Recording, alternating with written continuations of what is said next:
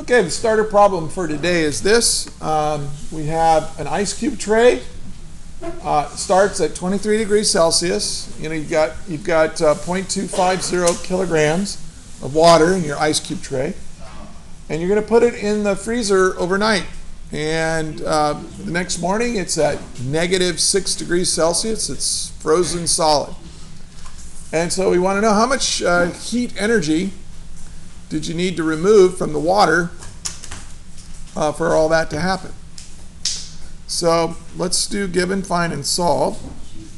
Okay, so here's what we know initially. Okay, we know initially that the initial temperature of the water was 23 degrees Celsius. And the mass of the water is 0.25 kilograms. And the final temperature is -6 degrees Celsius. And here I tried to draw a little ice cube tray. Here's a little ice cube tray, and here's all the little dividers, and it's filled with water. And heat needs to be removed from the ice, from the water, in order to turn it into ice and make ice cubes. So we want to know what's the total heat removed from the ice. Okay, well, this happens in 3 steps. The first thing you need to do is lower the temperature of the water so that it can freeze. If the water is warmer than 0 degrees Celsius, it will not freeze. So the first thing you need to do is remove enough heat to lower the temperature to 0 degrees Celsius. Then it will start to freeze. And in order to make it freeze, you have to remove more heat from it.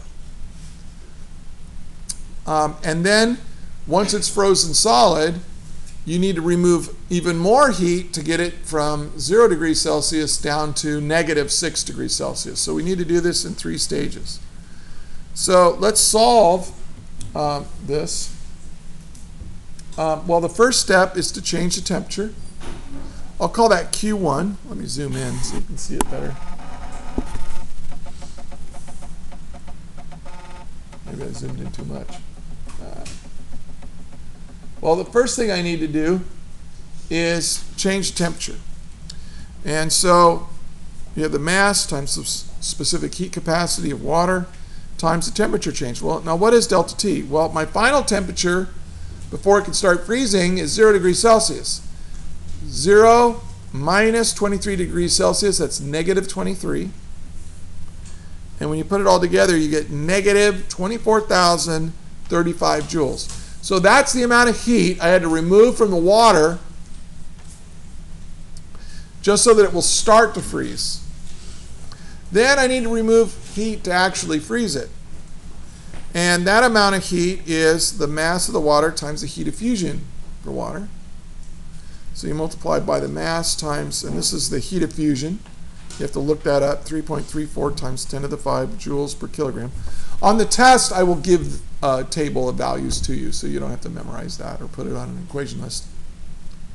And that turns out to be -83,500 joules. Now, how do you know to make it negative? Well, you're taking heat out of it. Okay, so if you remove heat, if you remove thermal energy from a substance, then we call that, whenever you remove something, we call it negative, energy.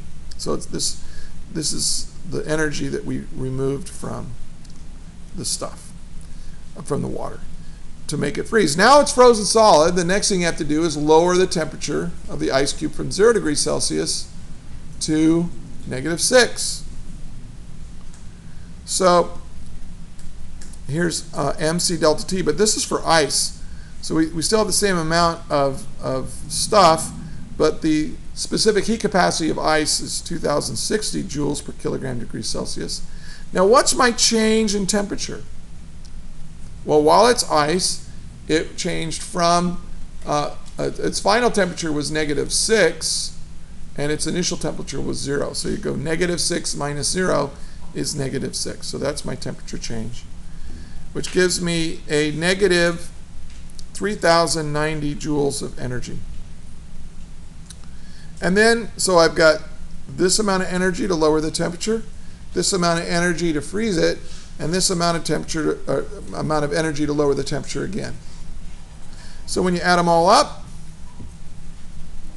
you get negative 110,625. You could probably round that off to like 111,000 joules.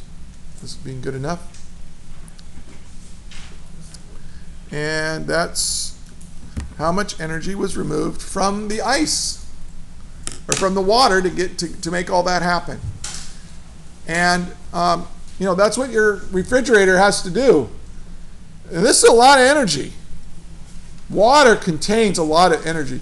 So your refrigerator has to do a lot of work. Your refrigerator freezer has to do a lot of work when you make ice cubes. And we're going to talk about that, about heat engines and refrigerators and so on, here in just a few minutes. But let's take a look at the whole thing here. Okay. And that is how you solve that problem.